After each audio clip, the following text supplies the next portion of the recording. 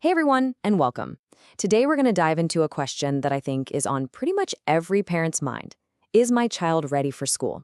And we're going to look at it through a really fresh lens thanks to the National Curriculum Framework, or NCF, which might just change how you see early education forever. So let's just ask it straight up. Is your child really ready for school? For so long, that question meant one thing: academics. Can they say their ABCs? Can they count to 20? But the NCF is asking us to take a step back and think about what truly sets a child up for success. And here's that shift in a nutshell. The old way? It was all about drills, memorizing facts.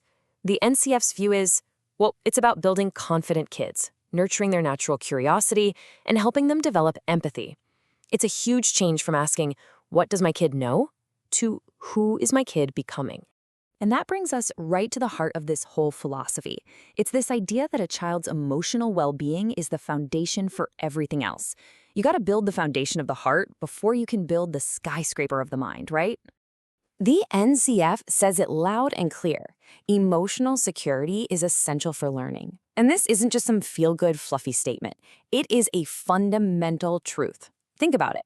A child who feels safe, loved, and secure is a child who's brave enough to explore, to ask questions, to learn, and to take on the world. So how do we actually build this emotional foundation? Well, the NCF lays out 4 key steps. It all starts with the basics of social interaction, learning to share, to take turns. That blossoms into real relationships, building friendships. From there, kids start to understand their own feelings, which is huge. And all of that leads to real self-growth, building that inner confidence and independence. It's such a natural, beautiful progression. But here's the thing. This focus on emotion is just one piece of a much bigger puzzle. The goal here is to nurture the whole child. Because let's be real, a kid isn't just a little brain on legs waiting for us to pour information into it. The NCF actually identifies 5 key areas of development, and they're all connected. We've talked about the social and emotional part. But there's also their physical growth, their thinking skills, their language, and of course, their creative side. The idea is to nurture all of these together, creating a really balanced, well-rounded little person who's ready for anything. Let's just quickly look at a couple of these, starting with physical and motor development. This is all about how kids learn to master their own bodies. From the big stuff, like running and jumping, down to the tiny, fiddly things. I mean, when you see a kid scrambling up a slide or balancing on a beam, it just looks like they're having fun, right? But what's really happening is so important.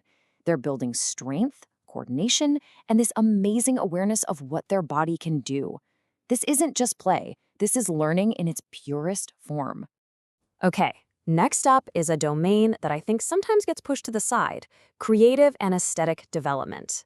This is the magical world of imagination, of self-expression through art, music, and just being silly. And a drawing like this is the perfect example. It's not just a cute picture to stick on the fridge. It's a way for a child to show us what's going on in their incredible imagination. Fostering this kind of creativity is a massive part of the NCF's vision for a complete education. Okay, so we've covered the what, this holistic, emotionally first approach. But now, let's get into the how. What does this actually look like in a preschool? How do kids really learn according to the NCF? At its core, the NCF method is all about making learning feel, well, not like learning at all. It's play-based, because we all know that's how kids learn best. It's child-centered, which means it follows their lead and their passions. It's all about hands-on experiences in a joyful space where kids actually want to be. Another huge piece of this is teaching practical, real-world life skills. We're talking about everything from putting on their own jacket to figuring out a problem with a friend.